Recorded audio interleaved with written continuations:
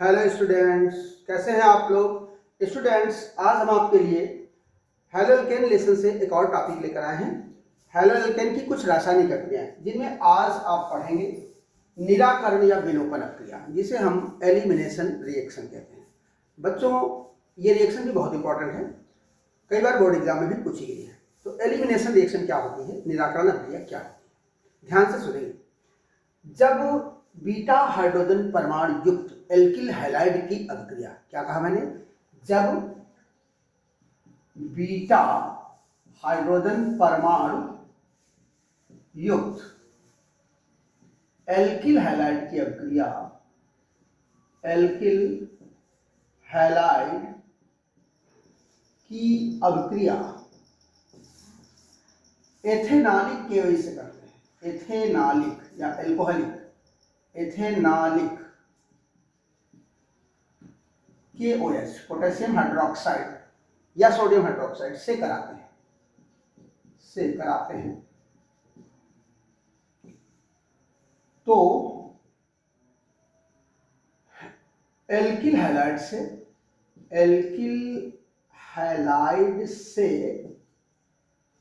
एक हाइड्रोजन परमाणु,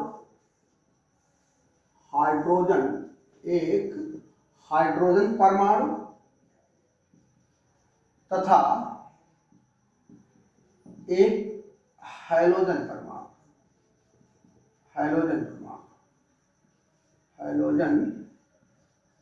परमाणु निष्कासित हो जाता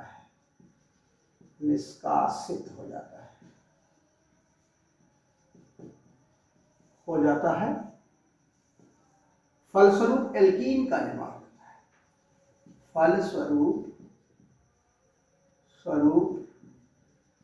एल्कीन का निर्माण हो जाता है। इसे निराकरण या विलोपन अभिक्रिया कहते हैं। निराकरण या विलोपन अभिक्रिया कहते हैं। विलोपन अभिक्रिया कहते हैं। बच्चों को बात समझ में आई कि जब बीटा हाइड्रोजन परमाणु युक्त एल्किल हैलाइड की अभिक्रिया एथेनॉलिक के वजह से कराते हैं, पोटेशियम हाइड्रोक्साइड से, तो हाइड्रोजन का परमाणु तथा हाइड्रोजन का परमाणु निष्कासित हो जाता है, फलस्वरूप एल्कीन का फॉर्मेशन होता है। यह क्रिया निराकरण क्रिया या विलोपन अक्रिया कहलाती है। यह उसका उदाहरण है। देखिए जरा, मैंने एग्जाम्पल लिया CH3 CH2 Cl। यदि मैं इसकी अभिक्रिया करा दूं KOH, एथेनॉलिक होना चाहिए, एल्कोहलिक, तो यहाँ पर एथेनॉल आप लिख देंगे, एथेनॉल की उपस्थिति रहेगी। तो बेटा इसमें क्या होता है कि ये हाइड्रोजन का एटम निकलकर पोटेशियम से जुड़ जाता है, तो क्या बनेगा KCl। और इस ये जो बीटा हाइड्रोजन, ये अल्फा होगा, ये बीटा, तो बीटा हाइड्रोजन निकल करके इस OH से जुड़ करके H2O का फॉर्मेशन कर लेगा। और अब इस जगह पर इन दोनों कार्बन के बीच में डबल बॉन्ड का फॉर्मेशन हो जाएगा, यानी CH3 CH double bond CH2, तो ये बन जाती है प्रोपीन। तो इस तरह की जो भी रिएक्शन होती है वे क्या कहलाती है, निराकरण या विलोपन अक्रिया। इसमें इन अक्रियाओं में कुछ छोटे अणु निष्कासित हो जाते हैं और फलस्वरूप एल्कीन का फॉर्मेशन होता है। तो समझ में आ गई बात कि जब बीटा हाइड्रोजन परमाणु युक्त एल्किल हैलाइड की अभिक्रिया एथेनॉलिक के वजह से कराते हैं या एल्कोहलिक के वजह से कराते हैं, तो एल्कीन का निर्माण होता है। यह अभिक्रिया निराकरण या विलोपन अभिक्रिया कहलाती है। ठीक है, इसके बाद हम आगे पढ़ेंगे। ध्यान दें, अगर एग्जाम्पल एक और लेते हैं, मान लीजिए हम द्वितीयक एल्किल हैलाइड लेते हैं। द्वितीयक एल्किल हैलाइड हो किस तरह से, कुछ इस तरह से CH3 CH2 CHCl plus CH3 plus KOH। अगर द्वितीयक एल्किल हैलाइड लेते हैं एथेनॉल, और इसका भी विलोपन करते हैं, तो यहां पर देखो क्या होता है कि इस कार्बन से हाइड्रोजन हटेगा। अब यहां पर प्रश्न उठता है कि हाइड्रोजन कहां से आएगा, और ये तो KCl बनाएगा। अब H निकल हाइड्रोजन एटम निकल करके OH के साथ जुड़कर H2 बनाएगा, तो इस कार्बन से तो भाई ये भी ये अगर अल्फा है तो ये बीटा, ये भी बीटा। तो इस तरह से आप ये समझ लीजिए कि यहाँ से भी हाइड्रोजन आ सकता है, यहाँ से भी आ सकता है। तो यहाँ पर लागू होता है सेटजैफ रूल, सेटजैफ नियम। सेटजैफ नियम ये कहता है बच्चों कि जब द्वितीयक एल्किल हैलाइड की अभिक्रिया एथेनॉलिक केवल से कराते हैं तो जिस कार्बन से हाइड्रोजन का एटम निकलता है उसके निकटवर्ती कार्बनों में से उस कार्बन से हाइड्रोजन का एटम आता है जिस पर हाइड्रोजन एटम की संख्या कम होती है। तो बच्चों यहाँ से हाइड्रोजन निकल करके OH से जुड़ेगा और H2O का फॉर्मेशन करेगा। तो K और Cl मिलकर KCl बनाएंगे, KCl, और इस जगह से H निकल कर H2O बना लेगा। तो फिर यहाँ पर डबल बॉन्ड आएगा, बनेगा CH3 CH double bond CH single bond CH3। तो ये यहाँ पर एल्कीन बन जाती है, इसको हम ब्यूटीन 2 कहेंगे, ब्यूटीन 2 का फॉर्मेशन। तो इसमें सेटजैफ रूल लागू हो जाता है द्वितीयक एल्किल हैलाइड में। तो बात समझ में आ गई होगी कि जब बीटा हाइड्रोजन परमाणु युक्त एल्किल हैलाइड की अभिक्रिया एल्कोहली केवल से कराते हैं तो हाइड्रोजन का एटम अल्फा कार्बन से और बीटा कार्बन से हाइड्रोजन का एटम निकल जाता है, फलस्वरूप एल्कीन का फॉर्मेशन हो जाता है। इस प्रकार की अभिक्रियाओं को हम निराकरण या विलोपन अभिक्रिया कहते हैं। इन्हें हम एलिमिनेशन रिएक्शन भी कहते हैं। तो बेटा इसे नोट करिए, तो फिर इसके बाद हम अगला टॉपिक पढ़ाते हैं। स्क्रीन शॉट ले सकते हैं। चलिए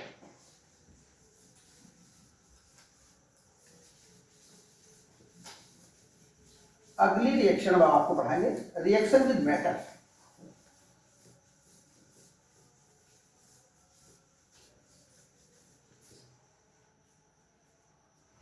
रिएक्शन विद मेटल पढ़ेंगे, यानी धातुओं से अभिक्रिया, धातुओं के साथ अभिक्रिया, रिएक्शन विद मेटल कह सकते हैं। Reaction with metal, alkyl halide की रिएक्शन आपको मेटल से करानी है। तो सबसे पहले हम मैग्नीशियम से कराते हैं। नंबर 1 मैग्नीशियम धातु से, मैग्नीशियम धातु से अभिक्रिया करेंगे। बच्चों बहुत ध्यान से सुनो, ये रिएक्शन भी बहुत इंपॉर्टेंट है क्योंकि इस रिएक्शन में एक विशेष प्रकार के कंपाउंड का फॉर्मेशन होता है जिसे हम ग्रिग्नार्ड रिएजेंट कहते हैं। तो रिएक्शन को ध्यान से सुनिएगा कि जब किसी एल्किल हैलाइड की अभिक्रिया शुष्क ईथर की उपस्थिति में, शुष्क ईथर ड्राई ईथर की प्रेजेंस में मैग्नीशियम धातु से कराते हैं तो यहाँ पर एक कार्ब मेटालिक कंपाउंड बनता है। यानी ये जो मेटल है मैग्नीशियम है, इस एल्काइल ग्रुप के कार्बन से जाकर जुड़ जाता है और एक कार्ब धात्विक यौगिक बनता है जिसे ग्रिग्नार्ड अभिकर्मक कहते हैं। क्यों कहते हैं ग्रिग्नार्ड अभिकर्मक? क्योंकि इसकी खोज विक्टर ग्रिग्नार्ड नामक वैज्ञानिक ने सन 1900 में की थी। तो ध्यान से देखिए, यहां बनेगा RMgX, इसे हम कहते हैं ग्रिग्नार्ड अभिकर्मक, ग्रिग्नार्ड अभिकर्मक कहते हैं क्योंकि इसकी खोज किसने किया था? इसकी खोज विक्टर ग्रिग्नार्ड ने किया था। विक्टर ग्रिग्नार्ड ने सन 1900 में किया था। एनसीईआरटी में डिटेल आपको दिया गया है। तो जब किसी एल्किल हैलाइड की अभिक्रिया शुष्क ईथर की उपस्थिति में मैग्नीशियम धातु से कराते हैं तो एक कार्ब धात्विक यौगिक बनता है। कैसा यौगिक है बेटा? ये कार्ब धात्विक यौगिक है, कार्ब धात्विक यौगिक बनता है जिसे ग्रिग्नार्ड अभिकर्मक कहते हैं क्योंकि इसकी खोज विक्टर ग्रिग्नार्ड नामक वैज्ञानिक ने सन 1900 ईस्वी में की। अब जरा ये जो ग्रिग्नार्ड अभिकर्मक है इनके विषय में थोड़ी बात जानकारी आपको मिलनी चाहिए कि ये जो ग्रिग्नार्ड अभिकर्मक है ये बहुत अभिक्रियाशील यौगिक है।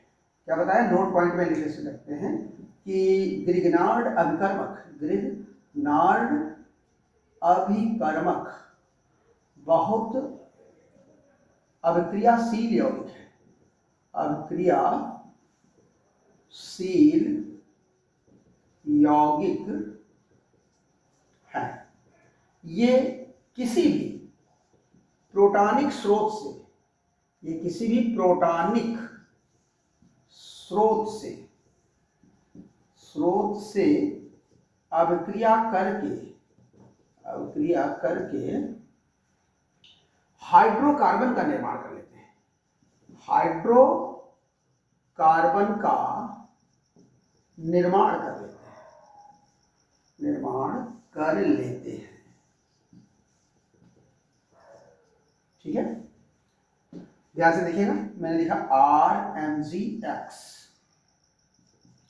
और प्रोटॉनिक स्रोत, प्रोटॉन के स्रोत क्या हो सकते हैं? तो प्रोटॉन के स्रोत में यहां लिखे दे रहा हूं, प्रोटॉन जिसे हम H+ के रूप में रिप्रेजेंट करते हैं, के स्रोत क्या हो सकते हैं? स्रोत H2 हो सकता है, H2O में H+ होता है बच्चों। इसके अलावा एल्कोहल हो सकता है, ROH, एल्कोहल से H+ मिल जाता है। एमीन हो सकती है, RNH2। तो यहां से हम इनसे रिएक्शन करा सकते हैं। मान लीजिए हम H2O से ही कराते हैं, तो बच्चों H2O टूटता है H+ और OH माइनस में। अब ये H+ जिसे हम प्रोटॉन कहेंगे, ये जाकर इस एल्काइल ग्रुप से जुड़ जाता है और बना लेता है RH, जिसे हम हाइड्रोकार्बन कहेंगे, हाइड्रोकार्बन, अर्थात एल्केन भी कह सकते हैं। एल्केन का फॉर्मेशन कर लेते हैं और क्या बनेगा? ये जो MgX है वो MgX के से जाकर के ये OH इसमें जुड़ जाएगा, तो बनता है MgOH। इसे हम मैग्नीशियम हाइड्रोक्सी हैलाइड कह सकते हैं। तो आपने क्या पढ़ा कि जब हम एल्किल हैलाइड की अभिक्रिया शुष्क ईथर की उपस्थिति में मैग्नीशियम धातु से कराते हैं तो एक कार्ब धात्विक यौगिक, कार्ब मेटालिक कंपाउंड RMgX बनता है, जिसे ग्रिगनार्ड अभिकर्मक कहते हैं, क्योंकि इसकी खोज विक्टर ग्रिगनार्ड ने सन 1900 ईस्वी में की थी। ग्रिगनार्ड अभिकर्मक रासायनिक रूप से बहुत अक्रियाशील होते हैं। ये किसी भी प्रोटॉनिक स्रोत से, जिस मतलब किसी यौगिक से अगर प्रोटॉन H+ प्राप्त हो सकता है तो उससे अभिक्रिया करके बहुत आसानी से हाइड्रोकार्बन का फॉर्मेशन करते हैं। तो ये कुछ डिटेल मैंने आपको पढ़ाया। इसके बाद एक और रिएक्शन आप पढ़ सकते हैं, वो है वुड्स अभिक्रिया।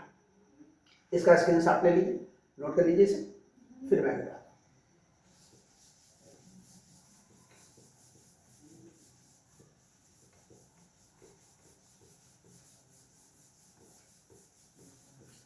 अब अगला टॉपिक है बेटा धातुओं की से अभिक्रिया में। आपने मैग्नीशियम से पढ़ा, अब आप पढ़ेंगे सोडियम से अभिक्रिया। दूसरी अभिक्रिया है बेटा सोडियम से अभिक्रिया, सोडियम धातु से अभिक्रिया। और बेटा ये एक नेमिंग रिएक्शन है जिसे हम वुड्स अभिक्रिया कहते हैं, वुड्स अभिक्रिया, वुड्स अभिक्रिया, वुड्स रिएक्शन। क्या होती है वुड्स रिएक्शन? ध्यान सुनेंगे। जब किसी एल्किल हैलाइड की अभिक्रिया शुष्क ईथर की उपस्थिति में, शुष्क ईथर की उपस्थिति में सोडियम धातु से कराते हैं। जब किसी एल्किल हैलाइड की अभिक्रिया, ये क्या है? एल्किल हैलाइड है बच्चों, एल्किल हैलाइड बोलेंगे इसे, ठीक है। और शुष्क ईथर की उपस्थिति में सोडियम धातु से कराते हैं तो हाइड्रोकार्बन यहाँ पर भी बनता है, एल्केन का फॉर्मेशन होता है। होता क्या है कि यहाँ पर 2 मोल इसके रिएक्शन में भाग लेते हैं और 2 मोल इसके, दोनों हाइड्रोजन निकलकर सोडियम से जुड़ जाते हैं और बन जाता है 2Na सोडियम का हैलाइड। और ये जो एल्काइल ग्रुप है ये आपस में कंबाइंड होकर के एल्केन का फॉर्मेशन करते हैं, R बॉन्ड R, जिसे हम एल्केन कहेंगे। इस तरीके से हम एल्केन का फॉर्मेशन। तो अगर कभी भी आपको एल्किल हैलाइड से एल्केन का फॉर्मेशन करना है तो आप वुड्स रिएक्शन का प्रयोग कर सकते हो। क्या लैंग्वेज होगी कि जब किसी एल्किल हैलाइड की अभिक्रिया शुष्क ईथर की उपस्थिति में सोडियम धातु से कराते हैं तो एल्केन का निर्माण होता है, या वुड्स अभिक्रिया है। कुछ एग्जांपल देखेंगे। अगर मैंने CH3Cl लिया और सोडियम से रिएक्शन कराई, ड्राई ईथर की प्रेजेंस होगी, शुष्क ईथर की प्रेजेंस में 2 मोल इसके लगेंगे, 2 मोल इसके लगेंगे, दोनों क्लोरीन निकलकर सोडियम के साथ कंबाइंड हो जाएगी और बनेगा 2NaCl। अब यहाँ 2 CH3, 2 मिथाइल ग्रुप मिल जाते हैं, ये आपस में जुड़ जाएंगे, CH3 बॉन्ड CH3, तो क्या बन गया यहाँ पर? एथेन। इसे हम C2H6 भी लिख सकते हैं और ये एथेन का फॉर्मेशन हो गया। एक और रिएक्शन देख लें, आप C2H5Br अगर लेते हैं, एथिल ब्रोमाइड, और सोडियम से रिएक्शन देते हैं ड्राई ईथर की प्रेजेंस यानी शुष्क ईथर की प्रेजेंस में, तो यहाँ इसके भी 2 मोल लगेंगे, इसके भी 2, दोनों ब्रोमीन निकलकर सोडियम से जुड़ेगी और बन जाएगा 2NaBr। अब यहाँ पर ये 2 एथाइल ग्रुप आपस में कंबाइंड हो जाएंगे, C2H5 बॉन्ड C2H5, इसे हम C4H10 भी लिख सकते हैं और ये है ब्यूटेन। तो आपने देखा कि अगर हम एक कार्बन वाला एल्किल हैलाइड लेते हैं तो 2 कार्बन वाला एल्केन प्राप्त होता है। अगर हम 2 कार्बन वाला एल्केन हैलाइड लेते हैं तो 4 कार्बन वाला ब्यूटेन मतलब एल्केन प्राप्त होता है। तो बच्चों ये थी वुड्स अप्तरिया। आशा है कि बात आपको समझ में आ गई होगी। यदि आपको वीडियो अच्छा लगा और ये बातें समझ में आई हैं तो मेरे इस वीडियो को लाइक करें, कमेंट करें और हमारे चैनल को सब्सक्राइब करें। थैंक्स।